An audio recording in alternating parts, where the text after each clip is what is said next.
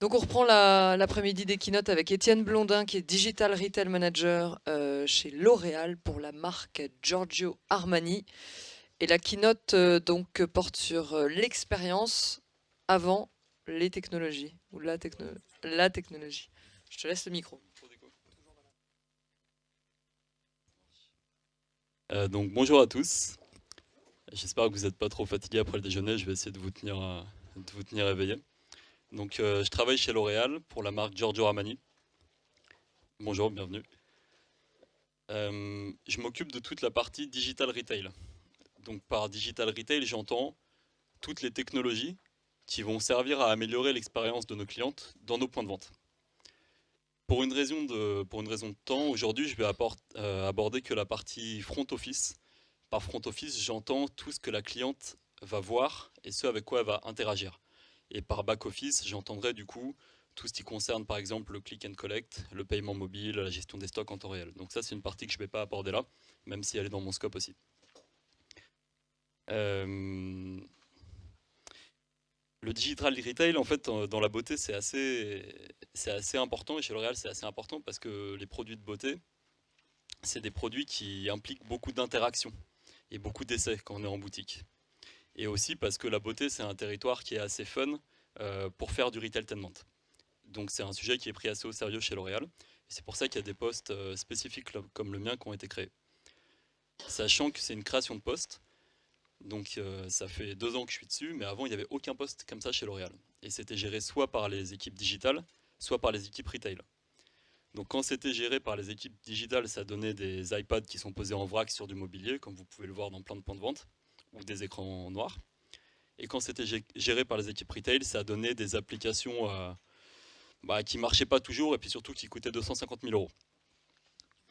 Un peu plus ici, là, comme ça. Donc moi, du coup, j'ai un profil digital. J'ai fait du e-commerce avant. Je travaillais pour la marque Lancôme et après pour la division luxe de L'Oréal. Et maintenant, je suis rattaché à l'équipe Retail Design. Donc je suis avec des designers. Autant vous dire que quand je suis arrivé, je ne comprenais pas un mot de ce qu'ils disaient et ils ne comprenaient pas un mot de ce que je disais non plus. Mais en fait, c'est ça qui est intéressant, c'est que on s'enrichit mutuellement et maintenant je suis capable de briefer une agence de design pour faire un meuble dans lequel on va mettre nos iPads ou nos écrans ou quel que soit le matériel. Donc aujourd'hui je vais essayer de vous présenter euh, quel est le rôle du digital en point de vente à travers mon expérience donc de 2 ans sur ce poste, mais aussi à travers toutes les discussions que j'ai pu avoir avec mes homologues chez L'Oréal et mes homologues dans d'autres secteurs comme l'automobile ou le secteur bancaire. Oui, si j'ai bien compris, les questions, c'est à la fin. Donc, si vous avez des questions, vous pouvez les noter et puis on prendra 5-10 minutes à la fin pour y répondre. La première chose que j'ai remarqué quand je suis arrivé sur le poste, c'est que c'est un sujet qui excite beaucoup et qui excite notamment les dirigeants. Et tout le monde voit ça comme une manière de faire des jouets en fait. Et tous les gens arrivent avec des sortes de lubies. Tiens, on va faire un robot avec un bras articulé qui cherche le produit, qui l'amène. Enfin, vraiment, c'est sympa. Enfin, du coup, ça excite, ça fait que c'est agréable. Par contre, personne se pose vraiment la question au départ de OK, à quoi ça sert et la cliente dans tout ça, on la met où, comment elle interagit avec. Donc, moi, la première chose que je fais lorsque j'ai un nouveau projet qui commence, c'est OK, super si vous avez des technos en tête. Par contre, c'est quoi le besoin C'est quoi le besoin de la cliente et comment on réfléchit autour de la cliente. Donc, ça, c'est un peu le challenge. Et souvent, on se retrouve à faire ça dans le sens inverse. C'est on a une techno que les gens veulent utiliser et on essaye de lui donner du sens après, de rattacher ça avec OK, comment la cliente va s'en servir. J'ai divisé de manière assez arbitraire le digital retail en 4 grandes catégories qui sont divertir, aider, euh, divertir, aider, je dois aller revenir. Ouais, magnifier et fidéliser. Donc magnifier, c'est inspirer en gros. Sur, sachant que les 3 premières, ce qui est sous-jacent, c'est la conversion. Sur la 4e, c'est différent. Pour la première, effectivement, quand je dis divertir, c'est le retailtainment. Et il y a une forte tendance au retailtainment dans les boutiques. Je vais vous donner un premier exemple d'un projet sur lequel j'ai travaillé. Donc chaque marque préempte un territoire, Là, je sais pas si vous suivez trop les marques de beauté, mais Yves Saint Laurent, c'est beaucoup la musique. Armani, en ce moment, c'est le cinéma. Après, on essaye de trouver des liens. En l'occurrence, Monsieur Armani habille beaucoup les stars du tapis rouge. Il a une passion pour le cinéma, donc il y a un lien qui se fait de manière assez simple. Et lorsque un directeur de film cherche une actrice, il peut arriver qu'il lui fasse passer ce qu'on appelle un screen test. Il y a des gens qui savent ce qu'est un screen test? Non, je ne savais pas non plus avant. Ouais, c'est un essai. Et en fait, c'est juste un essai qui n'a rien à voir avec le script du film, mais qui a pour objectif de voir comment la personne rend à la caméra, rend à l'écran.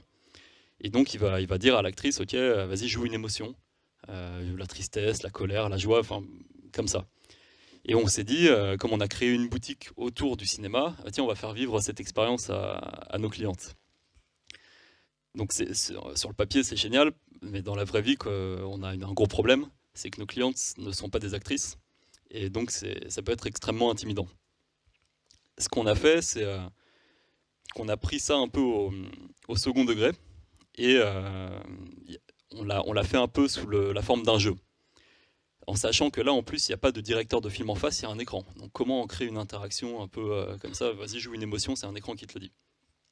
On est reparti un peu du système de la boîte à questions de Canal+, avec donc des questions un peu fun. Et là, en l'occurrence, la cliente est invitée à faire tourner une roue des émotions. Donc c'est la roue des émotions. Donc il y a 8 émotions, ça tourne. Finalement, il y en a une qui sort, ok, ça va être la tristesse. Et à chaque émotion, on a associer une phrase un peu rigolote pour que la personne puisse se projeter dans l'émotion. Donc là, sur la tristesse, c'était ma teinte préférée de rouge à lèvres est en rupture de stock, ou des choses comme ça qui sont liées à la beauté. Un peu second degré. Et ensuite, la cliente repart donc avec sa photo en format A5, un peu en mode poster de cinéma, enfin affiche de cinéma avec son nom en haut, Gail Staring In, Surprise, le nom de l'émotion, An Armani Beauty Production, comme si c'était une affiche de film en fait. Donc ça, c'est un retailtainment là qu'on est en train de déployer en ce moment qui cartonne, parce que ça mélange une très belle qualité de photo, donc c'est un peu type photo hardcore, un parcours client qui est fun, et là en plus on parle pas de produit. Donc c'est que du divertissement. Par contre, c'est complètement rattaché à notre marque. Donc ça sort pas de nulle part non plus. Donc c'est là qu'on a joué vraiment l'entre-deux.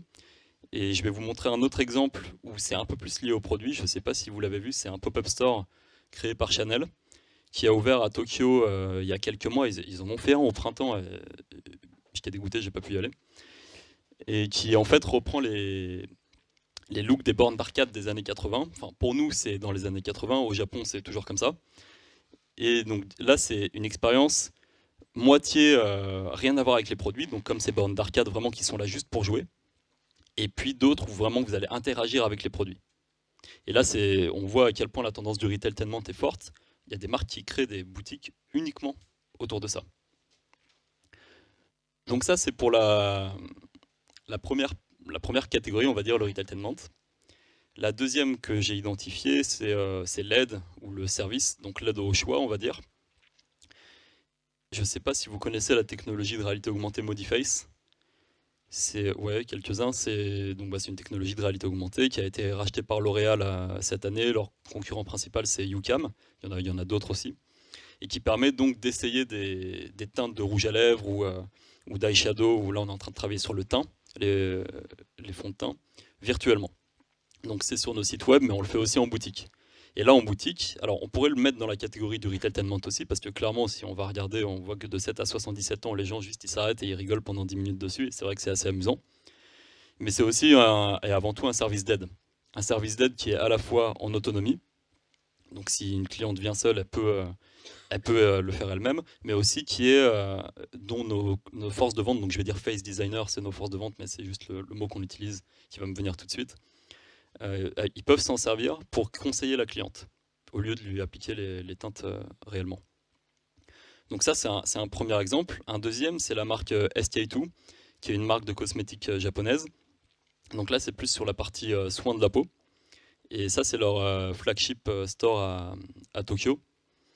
En fait, quand vous entrez dans la boutique, vous mettez un bracelet. Donc c'est un bracelet électronique qui est connecté. Et la première chose que vous devez faire, c'est aller faire un diagnostic de la peau. Donc là, dans une cabine, vous avez un scanner qui va scanner votre peau. et qui va vous dire est-ce que vous avez la peau sèche, est-ce que vous avez des pores, etc. Quand vous sortez de la cabine, quel que soit l'écran devant lequel vous allez vous placer, vous allez avoir les résultats de votre propre diagnostic qui va s'afficher, parce que c'est lié à votre bracelet. Et quand vous allez approcher du bar à produits, ici, vous voyez, il y a d'autres écrans qui sont inclinés. Là, vous allez avoir les produits qui sont recommandés en fonction de vos problématiques de peau. Avec à chaque fois, du coup, les tutoriels qui sont associés, comment l'appliquer, les ingrédients qu'il y a dedans. Donc là, c'est encore plus serviciel. Et on voit que dans cet exemple, d'ailleurs, ils ont complètement fait disparaître les forces de vente. C'est là qu'il y a un équilibre à trouver. Là, on est au Japon. Peut-être que ça marche là-bas parce qu'ils sont hyper poussés. Là, ça va dépendre d'un marché à l'autre. En tous les cas, nous, chez Armani, et puis après ça dépend des marques, mais chez L'Oréal au global, on pense que le digital retail, c'est vraiment quelque chose qui vient compléter et qui vient aider les forces de vente et pas les remplacer. Mais je reviendrai sur ce point en particulier à la toute fin. Enfin, j'ai un point vraiment spécifique sur le rapport des forces de vente avec ce type d'outils. Le troisième point, c'est, je sais pas si, ouais, c'est donc magnifier. Donc là, vous avez l'exemple la plus grande boutique Starbucks au monde qui est à Shanghai. Et en fait, quand vous scannez les gros torréfacteurs avec votre téléphone, donc via l'app Starbucks, vous allez avoir toute l'histoire du grain de café qui est dedans. Là, c'est juste en le scannant. Et vous allez donc du coup avoir l'histoire de chaque grain de café. Donc chaque torréfacteur a sa propre histoire, etc. Donc là, c'est comment ils vont raconter l'histoire de la marque. Et je reviendrai aussi là-dessus, ce qui est intéressant, là, c'est que ça se fait directement avec le téléphone de la cliente. Un deuxième exemple qui va vraiment, on va dire, émerveiller la cliente, c'est une technologie qui a été développée par Lancôme, qui s'appelle le teint particulier. Si ça vous intéresse, je vous invite à aller la voir. Elle est aux Galeries Lafayette sur le stand Lancôme, qui permet de créer son fond de teint sur mesure en point de vente. Donc déjà, oui, si ça vous intéresse, c'est vraiment des bons fonds de teint. Déjà, la technologie en elle-même est super intéressante, mais en plus, la manière dont ils le mettent en scène, vraiment, ça fait une expérience assez forte. Donc l'outil est intégré dans un meuble qui est dédié à cette technologie, et il y a toute une consultation de 30 minutes pour créer son fond de teinte. Donc il commence par un scanner de la peau, pour savoir quelle est votre teinte et de quelle texture vous avez besoin. Ensuite, on remplit la bouteille à moitié, donc la cliente voit vraiment son fond de teint en train de se faire, comme vous voyez, on voit la bouteille se remplir. On arrête à la moitié pour l'essayer sur la cliente, et qu'ensuite elle puisse ajuster elle-même les paramètres. Ah oui, non, là c'est un peu trop clair, il faudrait que ce soit un peu plus comme ça, j'aimerais que ce soit plus hydratant, etc. Donc la cliente en soi, non seulement elle voit son fond de teint en train d'être créé, mais en plus elle participe à la création de son fond de teint. Donc là on est vraiment sur une utilisation inspirante du digital retail. Et le dernier point donc, qui est sur la fidélisation. Là, j'ai pris encore une fois l'exemple de Starbucks. Je ne sais pas si vous avez l'application Starbucks, mais moi j'ai découvert cet été parce qu'il faisait très chaud. On m'a recommandé un mango black tea lemonade, un truc impossible à prononcer. Et du coup, j'ai téléchargé l'application et en fait, ils ont un programme de fidélité qui est assez bien foutu. On peut recharger donc son porte-monnaie virtuel. On peut payer directement avec l'application. À chaque fois que je paye, j'ai de plus en plus d'étoiles. Mais même au niveau 0, j'ai des avantages comme si je reste dans un Starbucks, je peux recharger mon thé tant que je suis là, à l'infini, juste parce que j'ai l'application Starbucks. Donc déjà, ça fait une incentive assez forte pour s'inscrire. Et ensuite, les avantages sont de plus en plus intéressants, plus vous montez. Et l'autre point qui est intéressant dans leur application, c'est qu'ils regardent ce que vous consommez. Et en fonction de ce que vous avez consommé, ils vont vous faire des recommandations de produits ou d'offres spéciales personnalisées pour vous, en fonction de ce que vous aimez. Moi, par exemple, je ne prends jamais de café, donc je reçois mais jamais d'offres pour de café. Donc ça, c'est le quatrième point. Alors là, les expériences dont je vous ai parlé, c'est une partie de l'expérience client, qui est la partie vraiment in-store. De plus en plus, on parle d'expérience globale. Le mot à la mode pour parler de ça, c'est omnicanal. Et c'est une réalité. Comment on connecte ça à ce qui se passe en ligne? Comment on crée de la cohérence? Là, j'ai une anecdote, quelque chose qui m'est arrivé récemment. Donc, j'ai commandé des oreillers sur le site de la compagnie du lit. Et je les avais commandés en 60 par 60. Ils sont arrivés en 65 par 65. Donc du coup, je les appelle et ils me disent oui, il faut soit aller dans la boutique compagnie du lit, soit les renvoyer par la poste. Ok les gars, j'ai un carton d'1 mètre sur 1 mètre, enfin, si je commande pour Internet, c'est exactement pour pas avoir à faire ça. Donc déjà, premier point noir, moi j'aurais aimé qu'il y ait quelqu'un qui vienne chez moi qui me les prenne. Donc ok, je vais à la poste. Ils me disent oui, il faut mettre le bordereau dans le colis, comme ça ils vont vous rembourser les frais de port. Très bien. Je mets le bordereau dans le colis, mais évidemment le colis s'est perdu, sinon c'était trop facile. Donc je peux pas me faire rembourser mes frais de port. Donc j'appelle la compagnie du lit, service SAV. Ah oui, non, c'est le service livraison, ça. J'appelle le service livraison. Quoi? Ils vous ont dit d'appeler là? Mais c'est le service client. Service client. Et j'ai toujours pas été remboursé. Alors que j'aime bien leurs produits. Enfin, ils sont cool, leurs oreillers. Mais... Donc si je donne cet exemple, c'est parce que ça illustre mais parfaitement ce qui est absolument inacceptable aujourd'hui d'un point de vue client. Enfin, le client n'a rien à faire de la structure interne de l'organisation. Je m'en fous de leur service livraison et de leurs conflits internes. En fait, toute interaction, qu'elle soit humaine, qu'elle soit technologique, avec la marque, c'est un contact avec la marque. Donc moi, je veux juste qu'il soit cohérent et qu'il soit simple pour moi. Donc ça, c'était pour évoquer quand même un petit peu la partie back-office et le lien vers créer de la cohérence, donc vers une stratégie omnichannel. Je vais vous donner un exemple de quelque chose qu'on a essayé de faire, juste sur la partie omnichannel. Là, je vous parle un peu de la partie, on va dire, service après-vente, mais en fait, ça concerne la partie CRM, la partie information, donc contenu, comment on parle de nos produits en ligne dans nos boutiques, comment on communique nos offres en ligne dans nos boutiques, est-ce que c'est cohérent, et la partie expérience. Donc là, toutes les expériences dont je vous parlais en point de vente tout à l'heure, imaginons que sur Lancôme, le teint particulier, je veuille le créer en ligne, j'aimerais bien retrouver le profil que j'ai créé en point de vente en ligne, que tout ça soit connecté. Et là, je vais vous donner un exemple de ce qu'on a essayé de faire. On commence à le faire. Moi, en tout cas, c'est la direction que j'essaye de donner. Sur un pop-up store qu'on a ouvert à Hong Kong en septembre. On a essayé de faire ça au niveau de la partie expérience. Donc, on a créé une campagne média pour parler du pop-up store qui était la même online et offline. Et cette campagne média invitait à aller sur le site pour s'enregistrer, pour venir visiter le pop-up store. Lorsque vous vous enregistriez, vous receviez quelque chose qu'on a appelé votre passeport digital.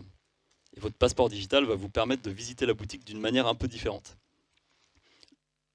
Quand vous recevez votre passeport, vous pouvez regarder la liste des expériences à faire dans la boutique et ce que vous allez pouvoir y gagner. Donc là, en l'occurrence, il y avait un petit gifting après certaines expériences. Quand j'arrive dans la boutique, avec mon passeport, j'ai quelqu'un du staff qui me le scanne et hop, mon passeport est activé, c'est parti.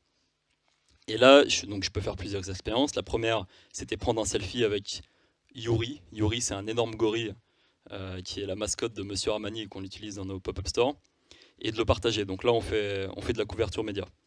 La deuxième, c'était d'aller choisir sa teinte préférée de Cushion. Donc le Cushion, pour ceux qui ne savent pas, c'est ce produit-là, qui est un fond de teint liquide, qui cartonne en ce moment. Donc là, on pousse à interagir avec la boutique. Et la troisième, c'était pas purement du retailtainment, c'était d'aller chercher, un peu en mode chasse au trésor, les traces cachées d'Yuri dans la boutique. Et il y avait un petit code en dessous, donc là, on avait des gens qui cherchaient dans la boutique ces traces-là. Une fois que ça s'était fait, ils obtenaient un code à utiliser dans la grosse vending machine que vous voyez là, pour récupérer leur gifting. Donc là, ça fait une expérience vraiment en autonomie. Ils découvrent la boutique, ils interagissent avec nos produits, ils interagissent avec nos installations, mais tout ça sous forme de jeu. Et après leur visite, ils pouvaient, toujours sur leur passeport, continuer à consulter les produits qu'ils avaient essayés, regarder les contenus qu'ils avaient produits et acheter directement sur le passeport. Donc là, on a vraiment essayé de connecter tout le Customer Pass avant, pendant, après et à travers le téléphone de la cliente. Donc là, je vous donne un peu ma vision de ce qu'est le digital retail aujourd'hui et comment il faut le faire évoluer vers l'omnichannel. Chez L'Oréal, c'est pas quelque chose qui est simple parce que c'est pas un groupe retail, donc on n'a pas du tout la sensibilité retail, tout tourne autour du produit, donc il y a de l'énergie à mettre pour faire bouger les choses. Je voulais, pour finir, vous donner les trois learnings. Enfin, les trois choses un peu importantes pour mettre en place ce type de stratégie. La première, c'est la collaboration, dans le sens où toutes les expériences que je viens de vous présenter, en fait, moi, je m'occupe du digital retail, mais je les ai en aucun cas créées seul. C'est vraiment en interaction avec l'intégralité des équipes. Donc, par exemple, sur le screen test, on travaille, donc il y a moi, il y a l'équipe digitale sur comment on va le partager ensuite, il y a l'équipe retail design qui est hyper importante, donc ceux qui dessinent nos points de vente sur comment ça va s'intégrer dans le point de vente. Il y a l'équipe CRM pour savoir comment on utilise leurs données ensuite. Et puis après, il y a l'équipe IT sur toute la partie comment ça fonctionne. Et donc toutes ces équipes-là sont intégrées. Et en plus de ça, vous ajoutez, donc moi je suis à l'international, le fait que je pense indispensable de travailler avec les pays pour avoir leur feedback terrain, savoir si ça va marcher chez eux. Je vous donne l'exemple du screen test sur la Corée. Quand on a voulu lancer l'outil en Corée, et on a travaillé avec eux, ils nous ont dit ouais, chez nous, demander à quelqu'un de jouer la colère, ça va être compliqué. C'est pas, enfin, juste culturellement, ça avait pas l'air de passer quoi. Donc il y a aussi une adaptation à faire dans ce sens. Et une autre composante que moi que j'essaye d'intégrer au maximum, qui est pas du tout dans la culture du groupe dans lequel je suis, mais que j'essaye de faire, c'est d'intégrer des forces de vente en amont du projet. Parce qu'au final, ça va être sur leur point de vente à eux, c'est eux qui vont s'en servir au quotidien, et c'est eux qui vont nous donner les feedbacks les plus importants en fait dès le début. Et souvent, on les intègre pas, on leur met directement en point de vente, et après, ils comprennent pas trop comment ça marche. Donc c'est une transition vers mon deuxième point, qui est un point mais crucial, c'est d'engager nos forces de vente sur l'utilisation de ces outils. En fait, chacune de nos forces de vente a une sensibilité plus ou moins forte, et souvent plutôt moins que plus, envers ce qui est nouvelles technologies. Et même, on pourrait dire, il y a une défiance très naturelle envers ces technologies. Mon analyse de comptoir, c'est que pendant un bon moment, on a dit que le e-commerce allait remplacer les boutiques. Donc je pense qu'ils voient ça comme une concurrence envers leur business. Quand je suis arrivé, j'ai fait un stage de 3 jours au printemps. Et je suis arrivé, je me suis présenté auprès du vendeur. Je lui ai dit bonjour, je suis Étienne, je m'occupe du digital retail. Et il m'a dit ah, le truc qui marche pas là. Donc j'ai passé 3 jours avec lui. Le premier jour, je m'en suis pris plein la gueule. Et après, on est devenus bons amis. Et maintenant, je l'invite à toutes les réunions où on commence. Et en fait, le truc qui marchait pas, donc c'était un outil qui marchait. Le point, c'était qu'il manquait 2-3 produits dans le catalogue. Mais en fait, après avoir discuté 3 jours avec lui, je me suis rendu compte que la question, c'était pas ça marche ou ça marche pas. La question, c'était juste, on lui a mis comme ça, on l'a pas formé. Et on lui a rien dit. Donc il voit ça, on me met ça, on me forme pas, il se sent lésé, c'est son espace, c'est sa maison à lui. On lui met des objets, imaginez, on vient chez vous, on vous met des objets, on vous dit rien. Donc maintenant, c'est un point clé sur lequel j'insiste, c'est il faut les former, il faut leur expliquer en quoi ça va leur servir et comment ça sert leur routine de vente, parce que en fait, c'est une nouvelle manière de vendre pour eux, c'est quelque chose qui change profondément leur travail. Donc hyper important. Et le troisième point, que j'illustrais un peu avec la compagnie du lit, mais c'est pas que sur cet aspect-là, c'est que c'est bien de lancer des outils, il faut les suivre. Sur la partie technique notamment, le syndrome de l'écran noir, c'est assez terrible. Enfin, en termes d'image de marque, il n'y a pas grand-chose de plus dégradant. Mais aussi sur l'animation. Donc sur l'exemple du screen test, ok, une fois que tout le monde aura joué toutes les émotions, qu'est-ce qui se passe? Enfin, ça va pas vivre éternellement. Peut-être qu'il faut qu'on réfléchisse à de nouvelles émotions. Peut-être qu'il faut qu'on change la mécanique. Et, donc voilà, sur le fait de faire vivre ces outils. Voilà, donc juste pour résumer, le digital retail, en gros, ce qui est important, c'est de mettre la cliente avant la technologie, même si tout le monde est un peu excité par les nouvelles technologies et que c'est sympa. Et le deuxième point, c'est que je pense que c'est un métier qui est vraiment amené à évoluer vers quelque chose de beaucoup plus omnicanal. Et là, ça demande un peu de changer la manière dont on travaille. Comme je le disais, c'est vraiment axé sur la collaboration. Pour l'instant, je vais voir des gens de chaque équipe, mais peut-être qu'il y a une nouvelle manière de réfléchir sur comment on se structure autour des projets. Voilà, je ne sais pas si vous avez des questions, c'est le moment.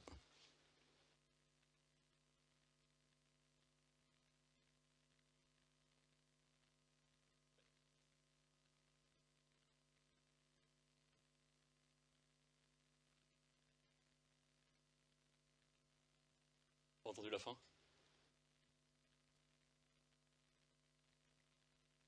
À votre avis?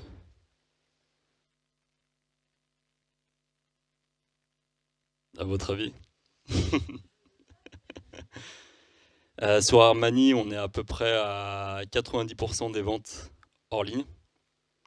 Ouais, ouais, ouais. Hors ligne. Hors ligne. Ouais. 10% en ligne.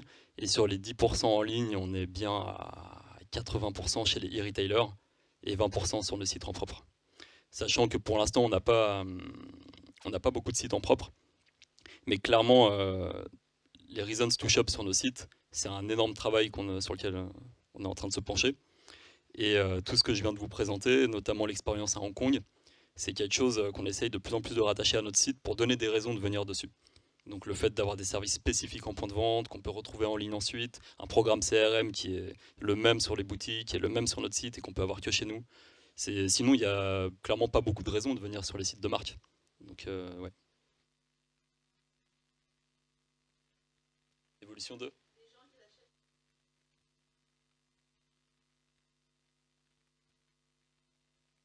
Est-ce que les cibles sont différentes? Ça va vraiment dépendre d'un pays à l'autre pour le coup. Sur la France, non, ça évolue pas. Non, sur la France, ça évolue pas du tout. Et là où ça évolue le plus, c'est clairement en Asie. Donc sur la Chine, le Japon, la Corée, enfin, le pire, c'est les pays Asie du Sud-Est, type Thaïlande, Vietnam. Mais sur la France, on constate pas.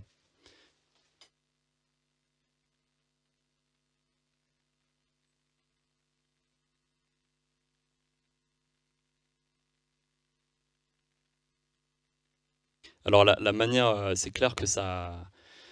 L'Asie, de toute façon, c'est le gros terrain de jeu. Et en plus de ça, donc, je vous parlais des pop-up stores. On a plusieurs modèles de distribution. Le pop-up store, c'est notre laboratoire. Donc dès qu'il y a un pop-up store qui ouvre, si j'ai un outil qui est là, qui est prêt à être lancé, je le mets dedans et je teste. Et ensuite, on teste un peu par zone. Donc il va y avoir la zone Asie, la zone Europe, la zone US. Europe-US, ça va, mais clairement, il y a une énorme différence entre l'Asie et l'Ouest. Donc à chaque fois, c'est des adaptations. Et par exemple, là, on est en train de développer un diagnostic sur le soin, et il est que pour l'Asie en fait. Parce que de toute façon, on sait que notre chiffre d'affaires soin, il est fait qu'en Asie. Donc là, je me pose même pas la question de l'Europe et des US. Donc ça dépend aussi de nos objectifs business. Mais, enfin, non, pas forcément. Pas forcément. Et d'ailleurs, en fait, si je parlais de collaboration, c'est parce qu'on essaye, moi j'essaye au maximum d'éviter le côté tour d'ivoire. Je vais essayer de faire quelque chose dans mon coin et puis de le pousser vers les pays. Ou alors de faire un outil qui va plaire à tout le monde parce que ça marche pas souvent. Donc souvent, je travaille avec des pilotes, au moins par zone. Et puis ça, c'est ce dont on est en train de parler, c'est très vrai sur le retailtainment. Par contre, ce qui va être sur l'aide ou ce qui va être sur la fidélisation, là pour le coup, c'est beaucoup plus global.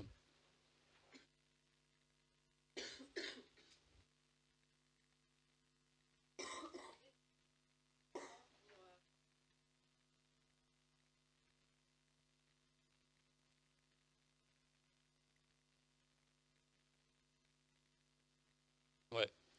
Le drive to store, pour l'instant, il est hyper basique. C'est le click and collect. Pour la simple et bonne raison, enfin, la manière dont on aimerait le construire, ce serait à travers un programme CRM qui soit connecté entre les boutiques et les sites. Donc là, pour proposer des masterclass spécifiques, si vous avez accès à tel palier, ou alors un service spécifique si vous avez accès à tel palier. Pour l'instant, du fait que les plateformes CRM online et offline ont été construites complètement séparément, on n'arrive pas à les connecter. Donc là, c'est une des problématiques IT qu'on a. Mais la vision qu'on a, c'est que c'est à travers le CRM qu'on veut le faire, le Drive to Store.